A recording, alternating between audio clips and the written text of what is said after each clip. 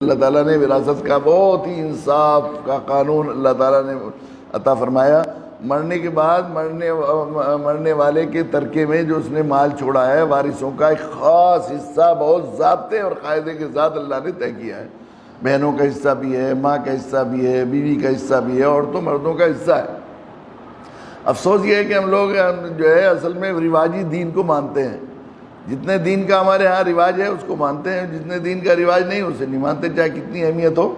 صرف حرام ہم اسی حرام کو سمجھتے ہیں جو ہمارے نزدیک، جو ہمارے رواج میں حرام ہو. جو ہمارے رواج میں حرام نہ ہو وہ چاہے کچھ بھی ہو جائے اسے ہم جو ہے اسے حرام سمجھتے ہی نہیں، برا سمجھتے ہی نہیں ہیں.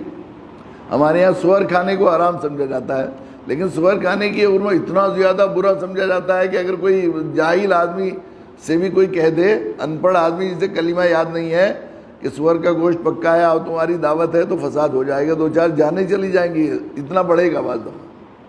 لیکن یہ شخص جو سور سے اتنی کرائیت کرتا ہے، وراثت میں بہنوں کو حصہ نہیں دیا، اس نے پھوپھی کو حصہ نہیں دیا، ماں کو حصہ نہیں دیا.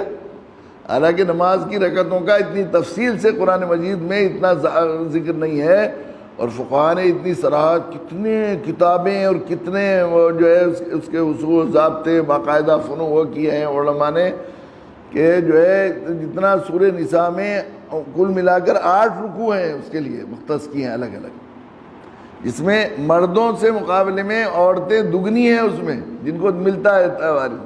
لیکن باپ کا انتقال ہوا، ماں کا انتقال ہوا، بھائیوں میں ہم غیر مسلموں کی طرح جیسے ہمارے یہاں ہندوؤں میں وراثت تقسیم ہوتی ہے، ایسے ہی مسلمانوں میں بھی ہوتا ہے. بھائی نے وہ کر لیا.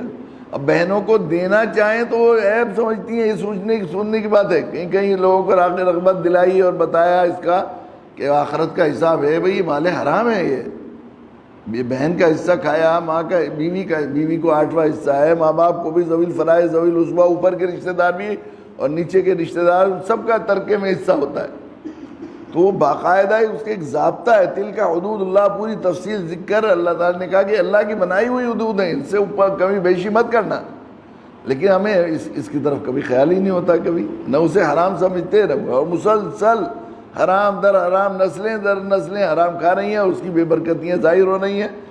حدیث میں آیا ہے مال، کتنی سخت وعید ہے مال حرام کی، کہ حرام مال سے پلا ہوا جسم جنت میں نہیں جائے گا. اللہ کے نبی صلی اللہ علیہ وسلم، حرام مال سے پلا ہوا جسم جنت میں نہیں جائے گا. اس سے زیادہ اور کیا سخت وعید ہو سکتی ہے.